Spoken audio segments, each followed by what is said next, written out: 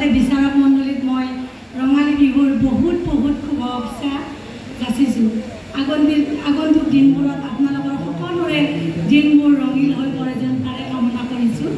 নমস্কাৰ বাইদেউ, মোৰ নাম শ্ৰী ৰুক্মিণী নাথ, গাঁও চাংচাৰী, জিলা কামৰূপ, থানা চাংচাৰী, ডাক কুচংক 781101।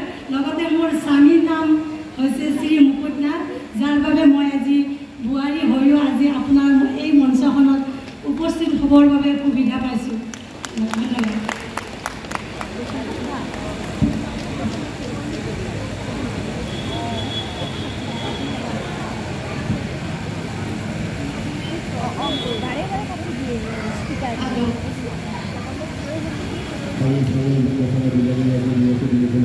পোনপ্ৰথমে আপোনাক ৰঙালী বিহুৰ শুভেচ্ছা জনালোঁ।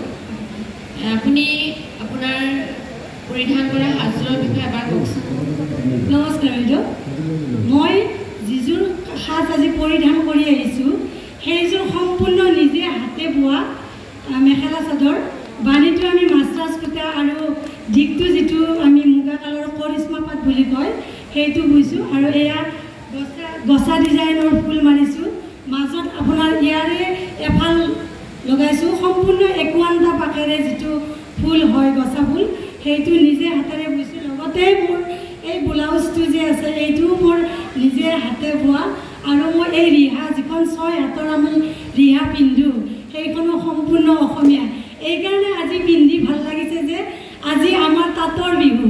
এই তাঁতৰ বিহুত আমাৰ নিজে বোৱা সাজযোৰ পিন্ধি আমি অসমীয়া হিচাপে নিজকে গৌৰৱবোধ কৰিছোঁ। লগতে ৰাইজক দেখুৱাব বিচাৰিছোঁ যে আজিৰ সমাজত শিপিনীসকলৰ মান স্বাভিমান কিমান ওপৰত এই সাজযোৰে আমাক চিনাকি কৰি দিয়ে। ধন্যবাদ।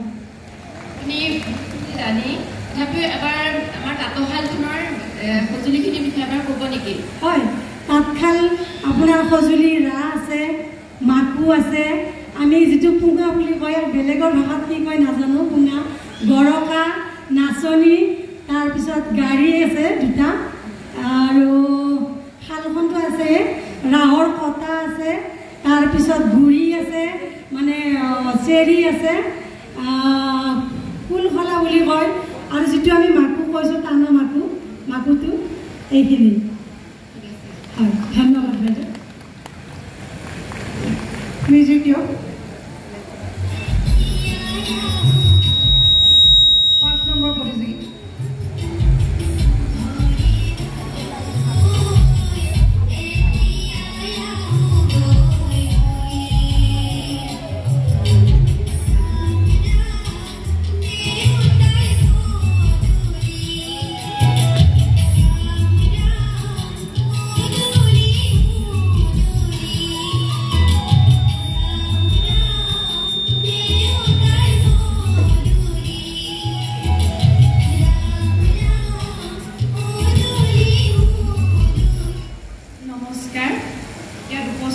বিচাৰক মণ্ডলী লগতে পূব গুৱাহাটী বিহু সন্মিলনীৰ সকলো কৰ্মকৰ্তা সদস্য আৰু উপস্থিত ৰাইজক মই ৰঙালী বিহুৰ লগতে অসমীয়া নৱবৰ্ষৰ ওলগ জনালোঁ।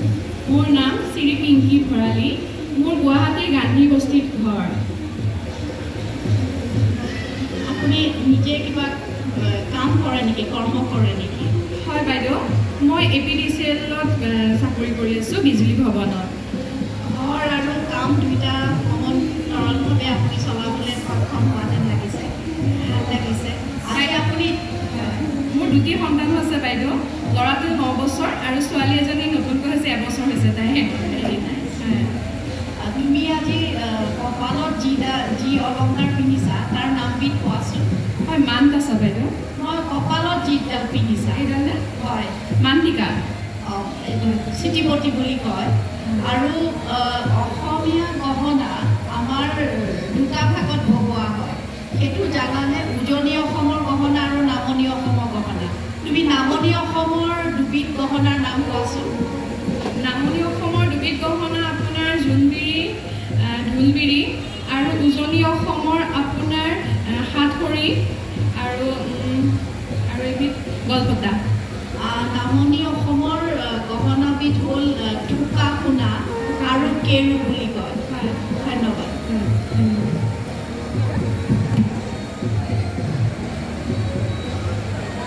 মিউজিক দিব এইবাৰ আহিব সঞ্জীৱিনী 6 নম্বৰ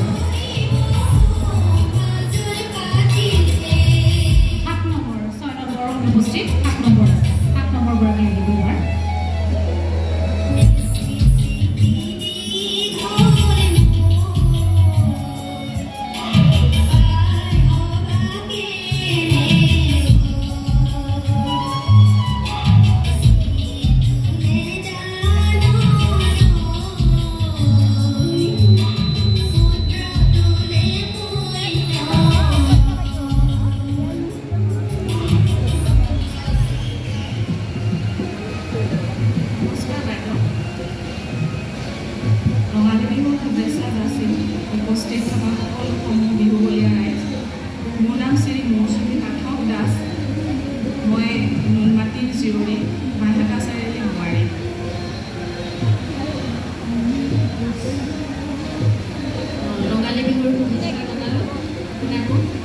ধন্যবাদ বাইদেউ আপুনি সম্পূৰ্ণ পৰিচয়টো দিয়া নাই আপোনাৰ ঘৰ কোন কোন আছে মোৰ ঘৰত মোৰ শাহু আছে মোৰ স্বামী মোৰ দুটি সন্তান ডাঙৰজনী 7 বছৰ আৰু সৰুজনী 6 মাহ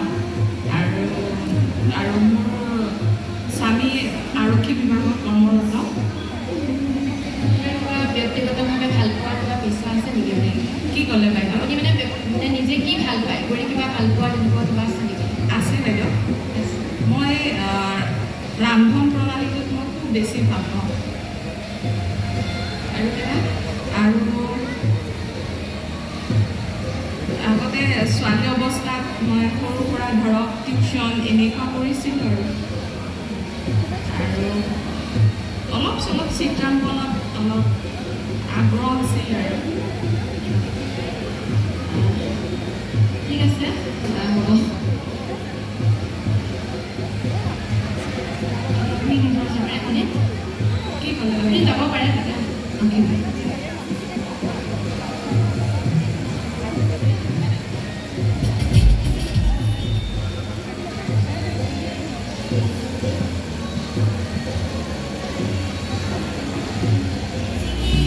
এইবাৰ 8 নম্বৰ প্ৰতিযোগী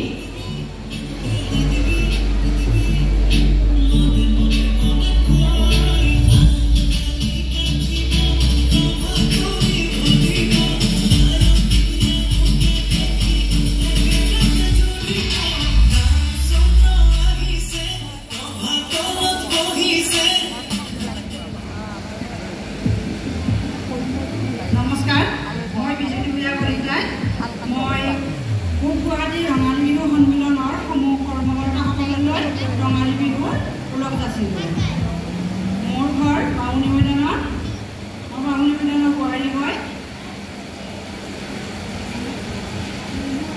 আপোনাৰ নামটো বিজুলী ভূঞা কলিতা আপুনি কওকচোন আমাৰ অসমীয়া গহনাবোৰ গোটেইবিলাক প্ৰকৃতিৰ পৰা অহা আপুনি কওকচোন যিটো আমি ডুগডুগি পিন্ধো সেইটো কিহৰ পৰা অহা মানে কিহৰ এইটো যিটো আমাৰ চানেকিটো কিহৰ আকাৰত কৰা হয় কিহৰ পৰা ইনস্পায়াৰ্ড হৈ পেলাই এই ডুগডুগিটো আমি বনাইছে বা আমাৰ পৰম্পৰাভাৱে চলি আহিছে যেনেকৈ জোনৰ পৰা জোনবিৰি লুকা পাৰৰ পৰা লুকা পাৰৰ চৰাইজনী জেঠী নেজিয়াৰ পৰা জেঠীৰ পৰা ইনস্পায়াৰ্ড হোৱা হেন চৰাইজনী হেন সূতাৰ পৰা তেনেকৈ ডুগডুগিখন কিহৰ পৰা ইনস্পায়াৰ্ড হৈ পেলাই কৰা হৈছে ঢোলৰ পৰা ঢোলবিৰিটো ঢোলৰ পৰাই হোৱা ঢোলবিৰিটো বেলেগ ডুগডুগিটো বেলেগ ডুগডুগি কিহৰ ৰাখিত কৰা হয় কাৰণ আমাৰ প্ৰত্যেকবিধ আমি যিকোনো ডিজাইন দি পেলাই অসমীয়া গহনা কৰিব নোৱাৰোঁ অসমীয়া গহনা সকলো ডিজাইন প্ৰকৃতিৰ পৰা অহা সেইকাৰণে প্ৰত্যেকটো ডিজাইনে প্ৰকৃতিৰ লগত ওতঃপ্ৰোতভাৱে জড়িত এতিয়া ডুগডুগিটো ক'ৰ পৰা অহা বুলি আপুনি ভাবে ঠিক আছে মই কৈ দিছোঁ ডুগডুগি কিয় কয় কাৰণ আমি আমাৰ বুকুখনে ধুক ধুক শব্দ কৰে এইটো মানে হৃদয়ৰ শ্বেপৰ হয়, হাৰ্ট শ্বেপ, সেইকাৰণে ডুগডুগি বুলি কোৱা হয়। ঠিক আছে, আপুনি যাব পাৰে।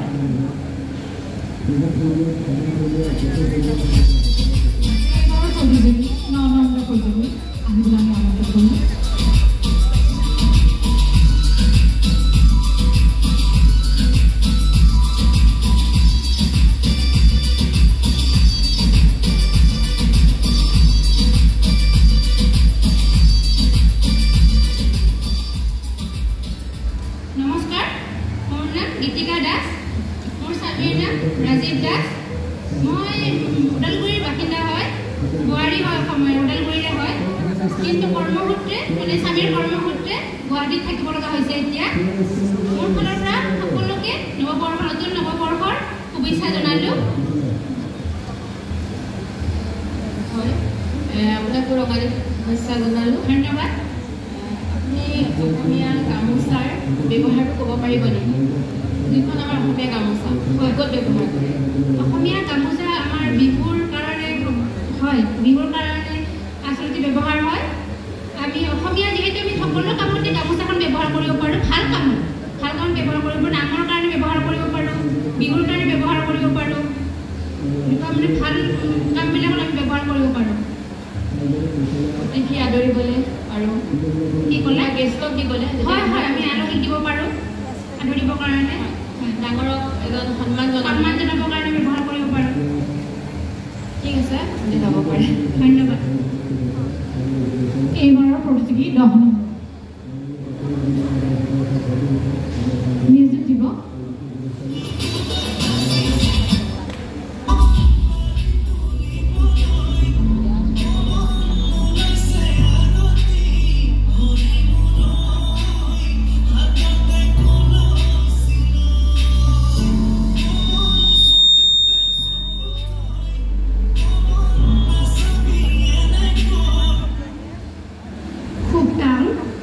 নমস্কাৰ, মই বন্দিতা বৰা, 64তম পূব গুৱাহাটী বিহু সন্মিলনত উপস্থিত সমূহ ৰাইজ তথা সন্মানীয় বিচাৰক তথা বিহুৰ কৰ্মকৰ্তাসকললৈ মোৰ ফালৰ পৰা ৰঙালী বিহুৰ বিয়া ভৰা লগতে অভিনন্দন জ্ঞাপন কৰিছোঁ। আজি মই আচলতে নথৈ আনন্দিত এনেকুৱা এখন সমাজ মঞ্চত উপস্থাপন কৰিব পাৰিছোঁ। ধন্যবাদ।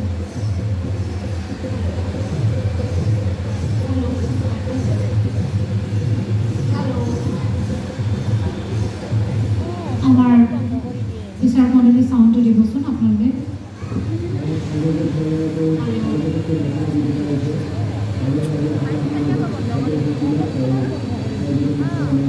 বাইদেউ কৈ চাওকচোন।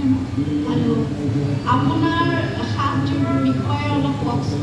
হয়, মই আচলতে 600 বছৰ ৰাজত্বকাল কৰা অসমৰ এটি বৃহত্তম জনজাতি আহোম সম্প্ৰদায়ৰ বোৱাৰী সাজ পৰিধান কৰি আহিছোঁ। আচলতে ৰামায়ণত উল্লেখ আছিলে অসম পলুপোহাৰ দেশ, গতিকে পলুপোহাৰ খেতি যি পৰম্পৰা ৰাজকীয়ভাৱে হওক বা এনে অন্য প্ৰকাৰে হ'লেও যি মৰ্যাদা প্ৰদান কৰিছিলে আহোমসকলৰ প্ৰচেষ্টাতে, এইটো এটা উল্লেখনীয় কাম আছিলে। লগতে তাৰ আগতে আহোমৰ আগত আমাৰ কছাৰীসকলে যদিও মুগা খেতি কৰিছিল, কিন্তু আহোমসকলৰ প্ৰচেষ্টাত যথেষ্ট উন্নত হৈছে। সেয়া আচলতে আহোম সম্প্ৰদায়সকলে প্ৰধান খেতি কৰি আহি বোৱা কটা কৰাৰ পৰা আদি কৰি সকলোখিনি কৰিছিলে। সেই পৰম্পৰাগত সাজযোৰকে আজি পৰিধান কৰি আহিছোঁ। মই মেখেলা পিন্ধিছোঁ, মুগাৰ মেখেলাখনক পাচিং বুলি কোৱা হয়। লগতে মই হাতত চোলা পৰিধান কৰিছোঁ, মই গাত চোলা পৰিধান কৰিছোঁ, পাচু বুলি কোৱা হয়। আৰু মই এখন ফাৰ্মাই লৈছোঁ আৰু লগতে মই ৰিহা পৰিধান কৰিছোঁ। ৰিহাখনক আচলতে নাংবাদ বা পাৰ্দাই বুলিও কোৱা হয়। আৰু মই মূৰত এটি সঁজুলি পৰিধান কৰি আছোঁ, এয়া হৈছে ফাৰু। যিহেতু আহোমসকল প্ৰকৃতিপ্ৰেমী আছিল, প্ৰকৃতিক সদায় তেওঁলোকে পূজা কৰিছিলে, গতিকে খেতি প্ৰধান প্ৰকৃতিৰ পৰা আহিছিলে। গতিকে এই কথাখিনি উল্লেখ কৰি আচলতে খেতি কৰ্মত যিহেতু কৰোঁতে চুলিৰ পৰা যিহেতু চুলি নপৰে, ধৰি লওক তেনেকুৱা এটা মেইনটেইন কৰিবলৈ কাৰণে আচলতে এনেকৈ ফাৰ্ম কাপোৰ তেওঁলোকে নিজে বনাই পৰিধান কৰি আহিছিলে। ধন্যবাদ।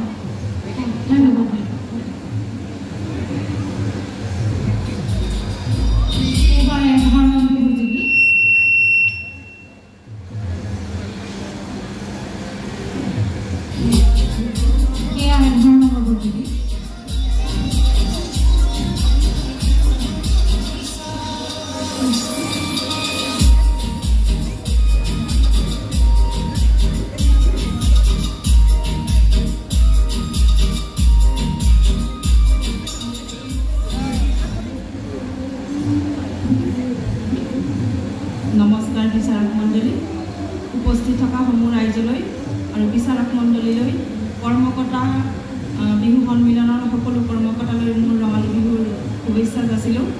মোৰ নাম বিজুমণি বৰ্মন।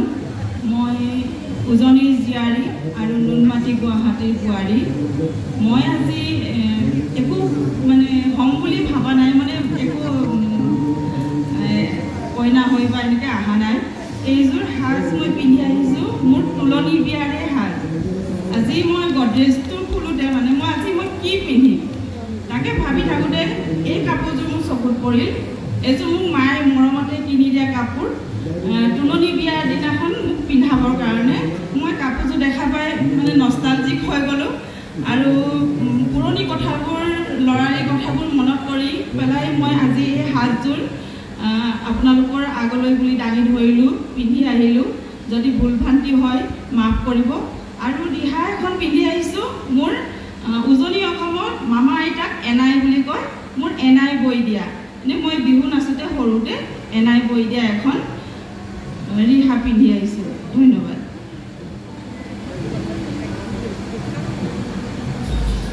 ইয়াৰ পিছৰ প্ৰতিযোগী আমাৰ ইয়াৰ পিছৰ প্ৰতিযোগী 12 নম্বৰ।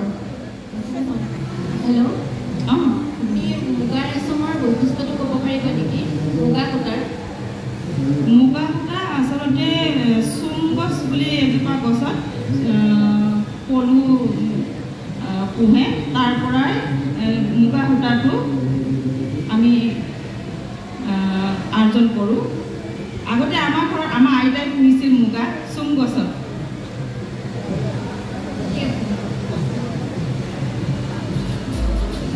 এইবাৰৰ প্ৰতিযোগী 12 নম্বৰ প্ৰতিযোগী।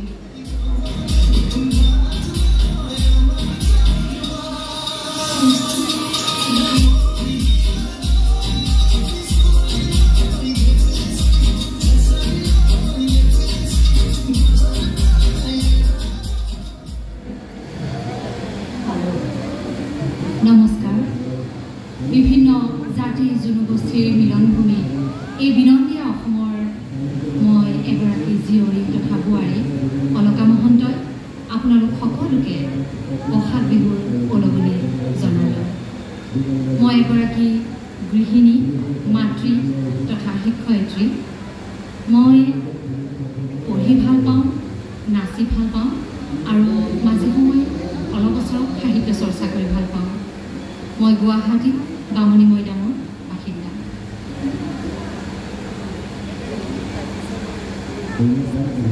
আপুনিও তিনিবিধ অসমীয়া গহনাৰ নাম কওকচোন।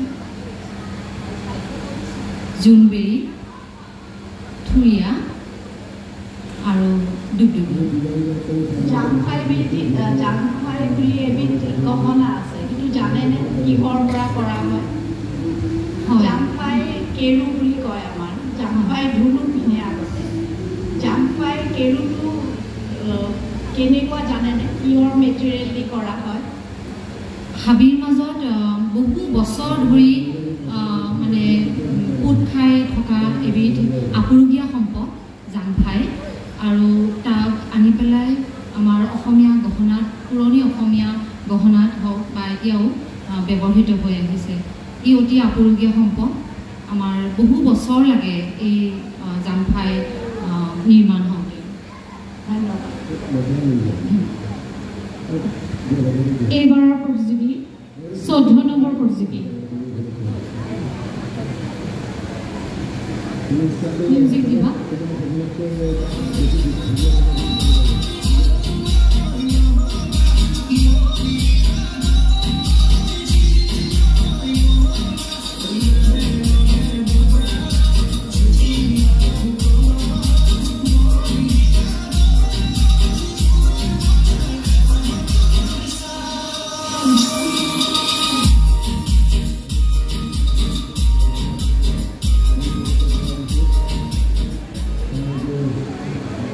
নমস্কাৰ।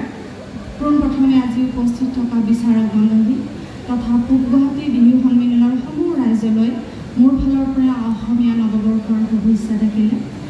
মোৰ নাম শ্ৰী ভনিতা বৰ্মন। মই নুনমাটিৰ ছোৱালী, লগতে নুনমাটিৰ বোৱাৰী আৰু এটি পুত্ৰ সন্তানৰ মাতৃ।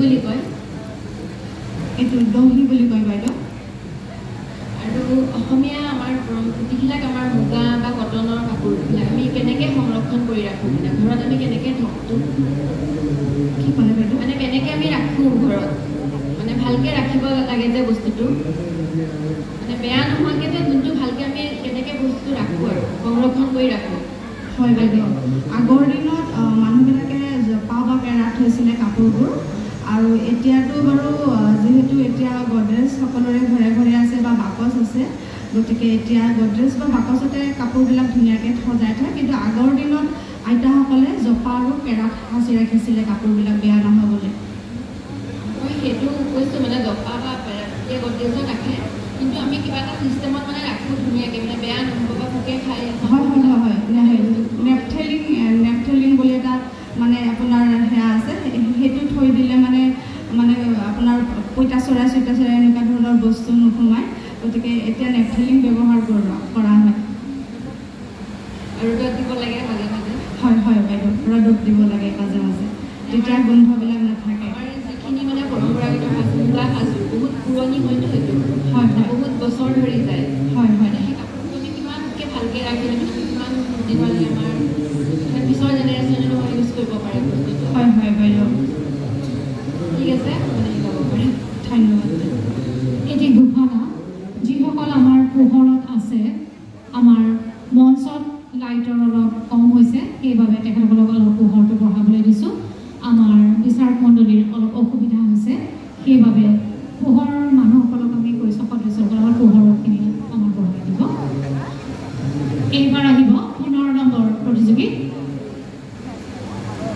মিউজিক দিয়া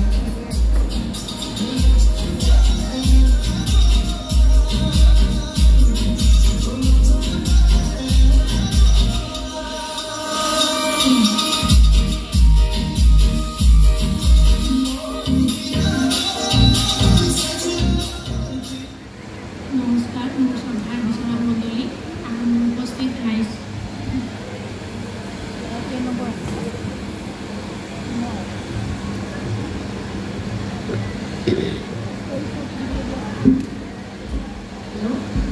আপোনাৰ পৰিচয়টো দিব মোৰ মাৰ ঘৰ হাজো মানে হাজো জীয়ৰী নুনমাটিৰ বোৱাৰী আৰু মোৰ মাতৃ মই দুটা সন্তানৰ মাতৃ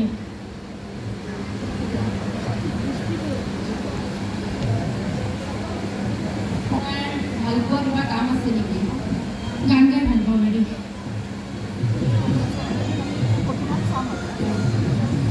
ঠিক আছে আমাৰ এতিয়া যিগৰাকী প্ৰতিযোগী আমাৰ আগত আছে তেখেতৰ 15 নম্বৰ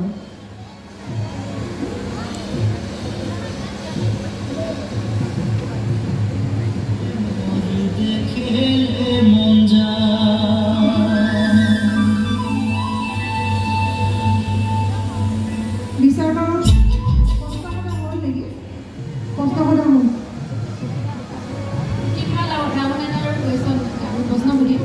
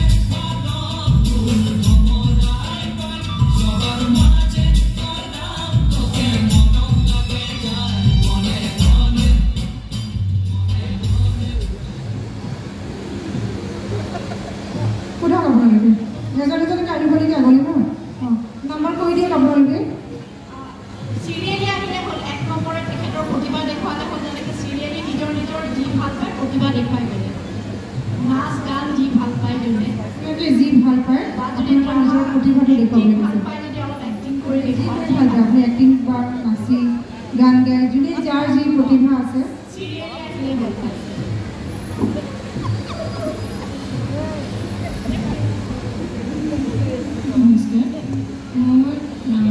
নাচি ভাল পাওঁ গান গাই ভাল পাওঁ আৰু কিতাপ পঢ়ি ভাল পাওঁ এতিয়া আপুনি এতিয়া গান বা নাচি দুইটাই যদি গানে নাচে দুইটা দেখুৱাব খোজে কৰিব পাৰে এতিয়াতো কিতাপ পঢ়ি দেখুৱাব নোৱাৰে মই এটা জ্যোতি সংগীত গাম আপোনালোকৰ আগত ঠিক আছে ধন্যবাদ